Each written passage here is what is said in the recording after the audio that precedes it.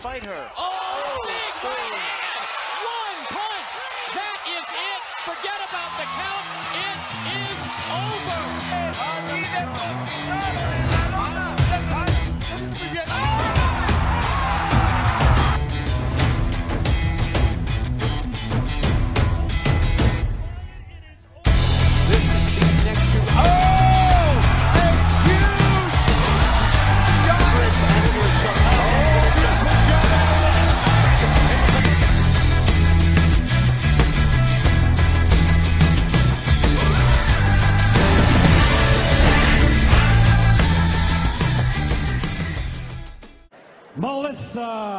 Hernandez.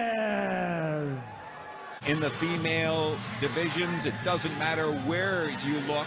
Melissa Hernandez is known as one of the best. The red, bloodied face of Jelena. On here, both girls connecting with good shots. Very even round. Terrific account of herself that night, even though she lost the decision. And that was a fight of the year. And certainly our first fight, too. Nice comp. Right hand. You know what? I'm taking this last second. The reason I'm taking it is that left hook. She knows that she can go Mrdjenovich tonight. Well. Hi, I'm Susie from Women's Fight News, and I'm here today with Melissa Hernandez, who's Huracan Shark, who is a 6-time boxing world champion in 5 different weight divisions, and has also been pound for pound #1 in the world. She lives in Miami Beach in Florida, but goes back home to Brooklyn to train in world famous Gleason's gym. Thank you very much for joining me today, Melissa. Thank you for having me. Thank you. I wanted to start off with that you've had such a huge boxing career, and you're one of the best female boxers of the last 20 years. So I wanted to just sort of say, what got you into it? What was the start of it all? It's hysterical because I would never liked boxing. I didn't care. One of my friends dragged me to a gym in the Bronx, and from there it just took off. I really didn't care for it, but since my friend was doing it, I did it. And then we signed up for New York City Golden Gloves. And then when I actually had to fight in New York City Golden Gloves, I discovered how much I really loved it. It was the fans. It's definitely the fans that got me going. So that's how I ended up there. And with your, so you did some Golden Gloves competitions. I understand you won it in 2004 and 2005? I sure did. So how was the whole amateur experience for you? Well, it was very surreal because I never had any expectations of being anything in boxing. I just walked into a gym. So then from losing my first fight to Jill Emery, who was a 5-time Golden Glover at the time, and that was my first fight. So then, yeah, talk about throwing them in with the dogs. So then from there, that's when it really took off for me. And my only goal was to win New York City Golden Gloves. So then to go and win it twice, I never thought there was going to be anything better than that. And I won nationals and regionals and all that, but nothing ever came up to being a Golden Glove champion. It's still, people still ask me, they're like, you won Golden Gloves, right? And I'm like, yeah, it has such prestige. Yeah, especially in New York. Mm-hmm. And then you went pro in 2005? Yes, I sure Is that did. right? And obviously, I've mentioned all your accolades over your pro career. So what's been your best fight? What do you think is your greatest fight you had?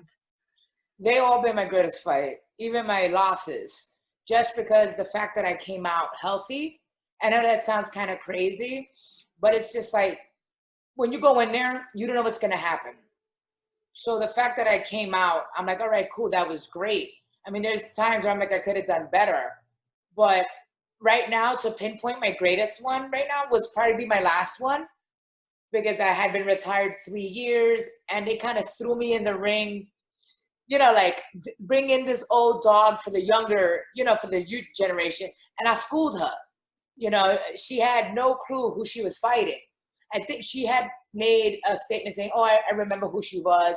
Like, I just retired 3 years ago and I'm not 80, you know. I was like, so right, to me, I couldn't believe when I watched the fight on television is when I noticed how good I looked, because I'm my hardest critic. So then I'm looking at this fight and I'm like, damn, that girl is good. But it's me.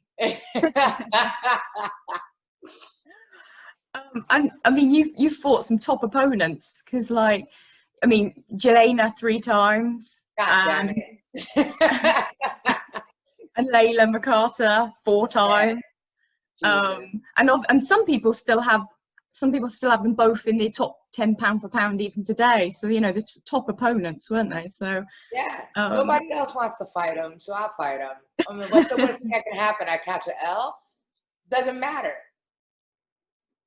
And because there's an Australian boxer, Ebony Bridges. I don't know if you've heard of her, and she's a big fan of yours. And we talk about boxing, and she's always like, oh, you have to watch this fight, Melissa's and this one. And she's always gone on about the Jelena fights. She's the one that always said, you've got to watch those. They're brilliant. And the Jelena fights were so crazy because the first one I had taken the fight on 40 hours notice. Yeah, I was at the pub hanging out, and they were like, hey, can you help us out? Because I used to train Jelena. We have a long history. Like, they used to fly me up there for camps. I was the sparring partner. Like, we had a great relationship. But everybody in boxing knows who'll take a fight at the drop of a hat? This guy, right? So the next day I was on a plane, got off the plane, weighed in. Then the next night I was in the ring with Jelena. And I didn't even want to look at her because this is my actual friend. But I also knew that Jelena takes no prisoners. So when I got in there and I was like, if she hits me with that left hook, I'm probably going to die. She hit me with a couple of them and nothing happened. And I was like, all right, we can do this. And, you know, there was a couple of times where I feel like I took a step back. So that was my friend. And I was like, not saying that I could have finished her. I'm not saying anything like that. But I think I could have done more damage, but there was no need to.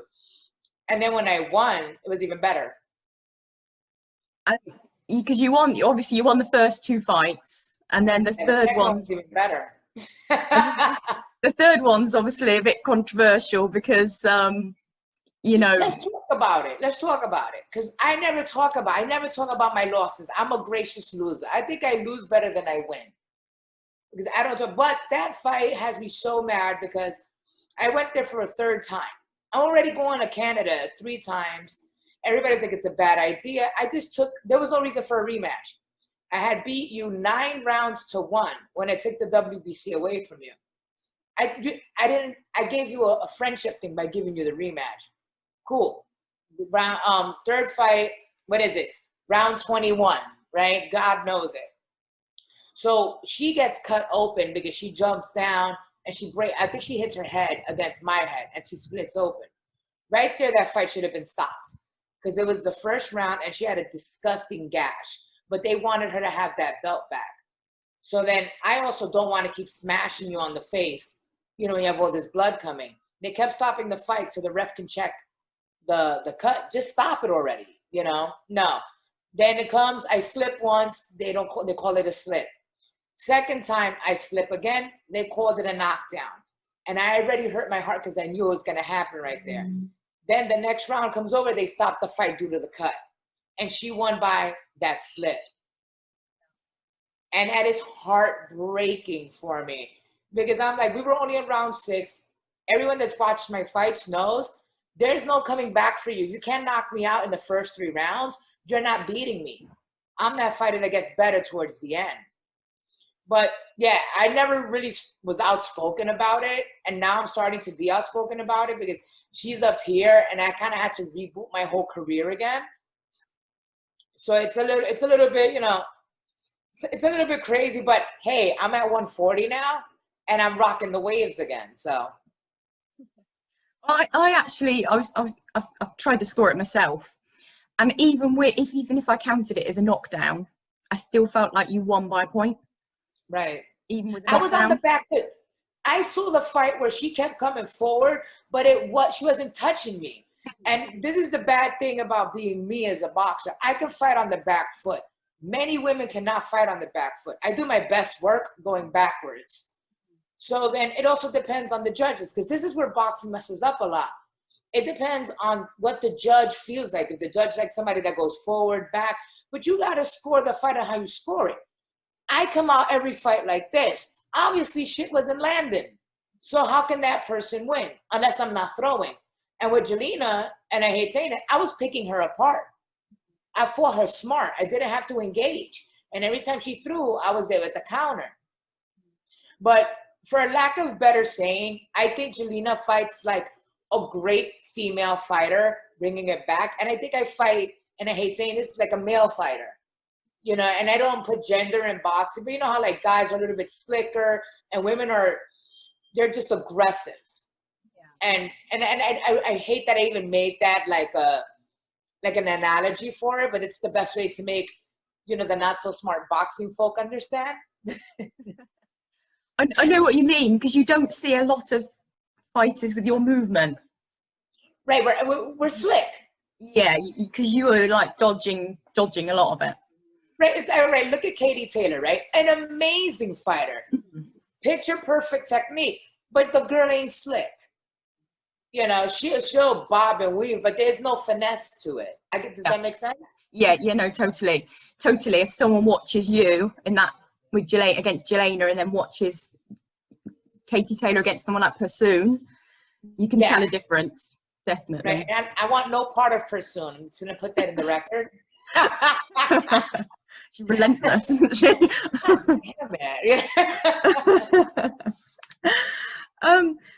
So what I wanted to ask is, because I was going to mention about your retirement, because you retired in 2016, and obviously you mentioned you came back last year. Mm-hmm. So what made you retire and then come back? All right, this is going to sound terrible also. I retired because I was fighting Layla McCarter, right, the last time on the, Deontay Wilder undercard. Again, I took the fight in like 3 weeks notice. Cool, no worries. I was completely bored in the ring with Layla McCarter because all she does is run. You know, everybody's like, oh, Layla McCarter's such a great fighter. Yeah, if you don't want to exchange. And I already beat Layla McCarter being aggressive. Now it's like, we're older, because I beat her 10 years ago. I never felt like I had to fight her. Again, I had nothing left to prove. But we're fighting, and I'm bored. I'm finding myself chasing her around the ring, and I was like, I don't want to do this. So I literally stand in the middle of the ring, and I'm like, if you want to fight, let's fight. But I'm not going to chase you around a heavyweight-sized ring. And then, whatever, she won. We go to the back. We see the med together. And she was like, we could have done better. I was like, I'm done. I'm retiring. I was like, I hated every second of being in there. It was no longer fun. And I always said, I can lose 1,000 times. But the day I'm in that ring and I'm like, I don't want to be here, is the day I had to hang them up. So I did. And I was happy with the retirement. I wasn't longing for boxing. But then I started seeing the little babies blossom. And I was like, oh, honey, no.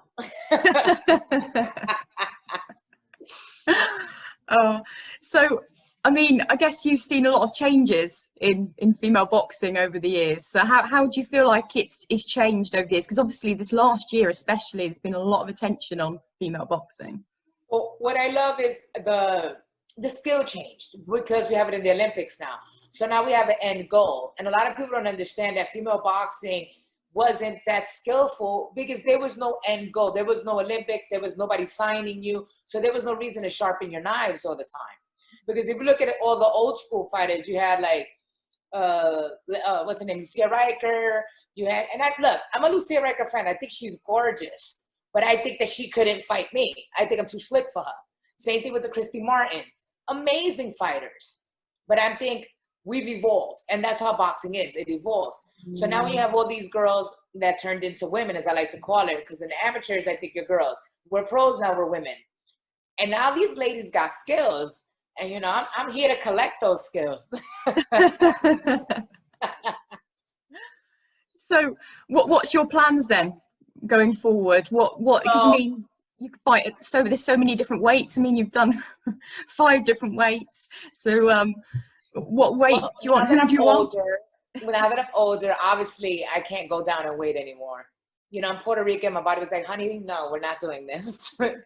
So I am campaigning now at 40 and 47. So I'll give you a little bit of inside news. I'm supposed to fight Chantelle Cameron. Okay. She has 30 days to come to an agreement with my team. Mm-hmm. So I'm looking at maybe a showdown with her in January. And I saw her last fight. I wasn't impressed. I'm not talking jive. I wasn't impressed. I'm like, I'm going to tell you exactly what I said. I was like, oh, so I'm going to be WBC world champion again, right? After she just won the belt. I know, I'm a terrible person. But I'm also a fighter. Yeah, exactly. Yeah. You know, I'm a fighter. And unlike what a lot of the male interviewers don't like, they don't like when we're cocky, when we do this or that. This is the fight game. This is what we do. We don't go in there and bake cakes, honey. I'm going to go in there and I'm going to punch her. I'm going to try to end her. Why? Because I want to be 41 years old and WBC world champion again. And she's going to come out there and do the same thing. She wants to beat the old woman. I get it. I can't believe that I'm the old woman now. But at the end of the day, my name with a W next to it is an amazing accomplishment for anybody. So I'm game, you know, and I wish her the best. But I'm going to tell you right now, they're going to raise my hand. Well, it'll be a big step up for her because no offense to her opponent, but I feel like it'd be, you know, with you it'd be a massive step up for her. So that'd be some fight. Right. I'm sorry, he's bothering. Is there anyone else you'd have you set on? Because obviously with COVID and everything, you were due to fight Mikaela Mayer, weren't you, and St. Patrick's Day this year, and obviously got cancelled. Man, she got saved. Let's call a spade a spade. You know, I went up there. I went down in weight. I lost about 15 pounds to make that weight because they brought me down to 132. And I'm like, all right. I went to New York and I trained and I picked back up all my old habits. I was like, this is what we're gonna do. I made weight a week before the fight. It was crazy. Everybody's like, oh, Melissa's down at 132 again. Then it got canceled. I was super heartbroken. That was in the server her first loss. And this is me talking trash now. I'm not impressed by Mikaela at all. You're just a toy. You're the new Holly Holm. You know, you're what America wants. Pretty, blonde, this, that, and the third. Unentertained by it. You know, but the people that I do want, I want the top names. I want to see how good I am. I would love to share a ring with Katie Taylor. You know, I would love to share a ring with the Serrano sisters. I'll take both of them, by the way.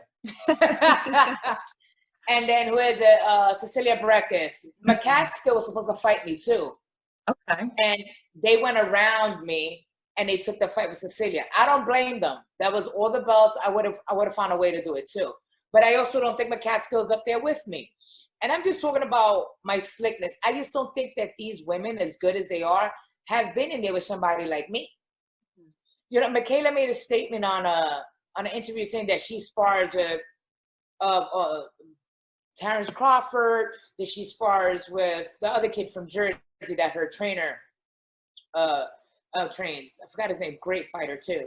So I don't care who you sparring with. You fighting me that night. And if you are sparring with Terrence Crawford, he's not hitting you for real, mama. Take a seat. We all spar with men. And I don't like when people make that like a thing. I'm like, when do you find female sparring? That's a beautiful thing when you find female sparring. But yeah, to all of them, all those big names, I'd even go up and mix it up at 150 something. I mean, if the money's right, it is me. You're game then. You're game for anyone. I'm game for anybody. Just women get paid more, and that's the main thing is pay equality. I'm also not taking fights for $2,000 anymore. I did that. I what is it called? Pride fighting. I don't pride fight anymore. This is prize fighting. If they're paying men hundreds of millions of dollars to fight, you can afford to give me 100,000. And we put on the better shows all the time.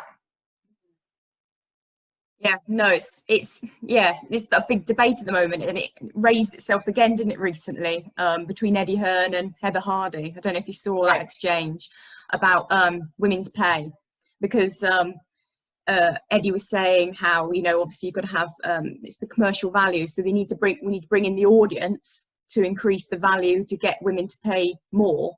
But then obviously Heather stepped in and said, well, that's all and good, but then you need eyes on the females in the first place to raise the audience. Exactly. I've said this for a long time.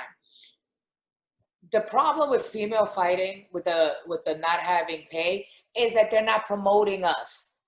how do you expect me to bring asses and seats if you're not putting me on billboards, if you're not making commercials, if you're not doing a 24/7 about me, if you're not doing a box camp about me? Then on top of it, you have this dirtbag Dana White who said there will never be females in the UFC. What happened? UFC wasn't making money. He had to go the female route. And that's when he had Gina Carano, then he went to the other one. And he wrote down the game plan of how to do it. It's called marketing. That's all it is. And I don't understand why Eddie Hearn and everybody acting like they never heard about it. How did you do for Miguel Cotto? How did you do it for Floyd? How did you do it for everybody? Nobody knew who these kids were until you market them. The fact that you don't want to put money in it because it's a boys' club is a completely different thing. And Heather's a really, really close friend of mine. And when she came up, I was the one busting my ass in the gym every day. And I was the one always like, pay quality, do this, do this. I've always been the most outspoken of all the fighters. I'm super out. I'm super thinking about my heritage. I'm always been like, yo, we're the same as the boys. And I like that, like, a few of the new girls are getting called out, you know, for, you know, being outspoken. But I've been doing this since I went pro in 2005. You know, and everybody told me that if I changed my tune, then maybe I would make more money. If I femmed it up, if I didn't curse as much, if I didn't get tattoos. The hell are you talking about? This is the fight business. Again, I'm not Betty Crocker. I'm not making pies. I'm breaking faces. Exactly. And people want to see real. People want to see, you know, that's what's going to bring people in. The characters, the differences. Don't want everyone to be the same. And as well, I hate calling myself, but I am a character. I was going to say later on, I was going to talk about your Instagram. Your Instagram's hilarious. You've got to, I think you've got the award for the funniest boxing Instagram, definitely. You know what it is?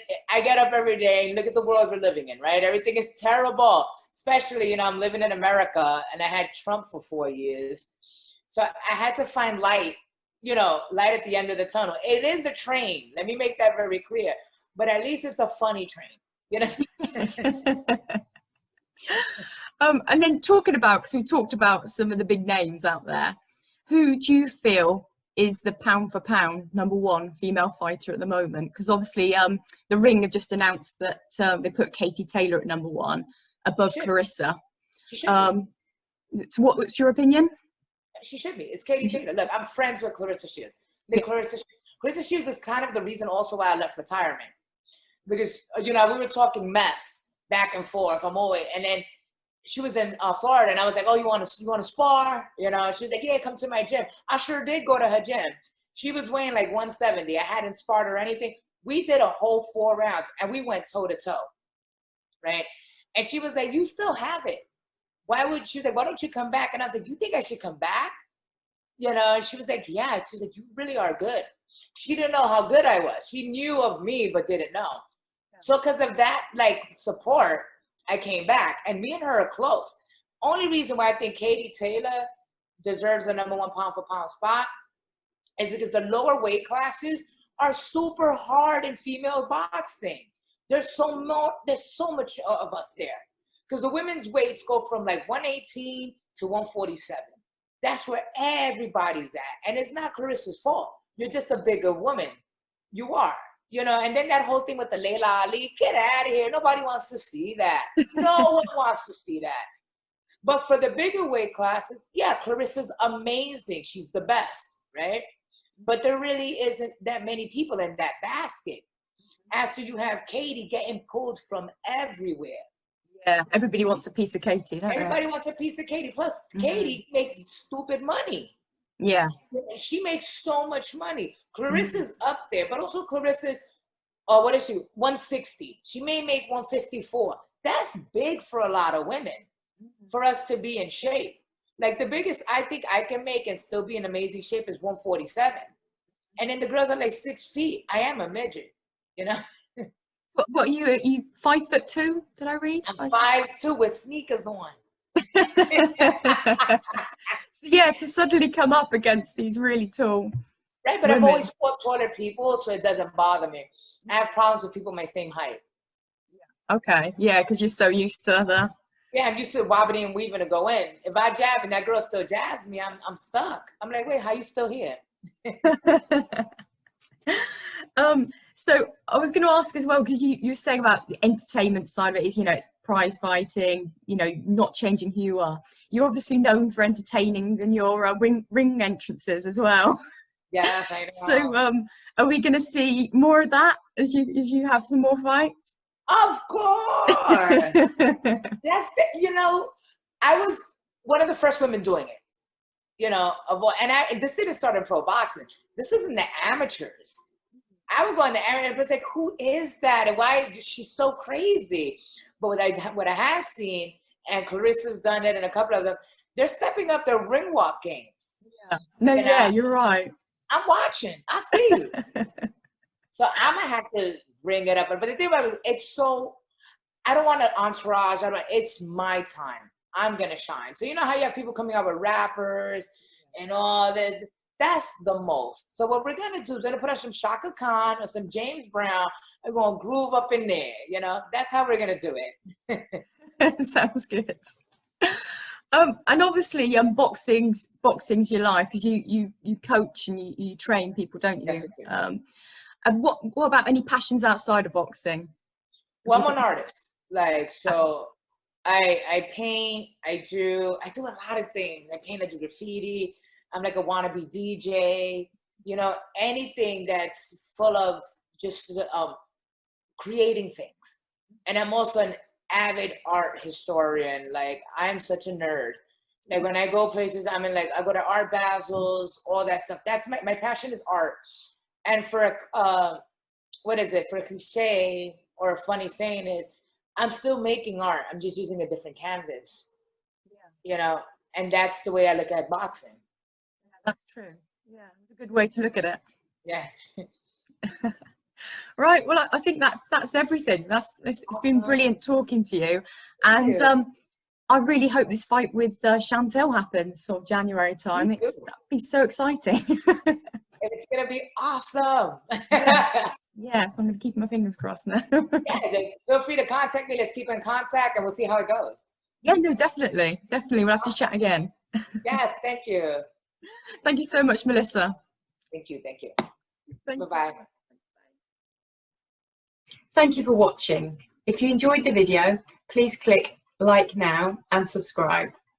You can also follow me on Twitter and on Instagram. Thank you. Bye.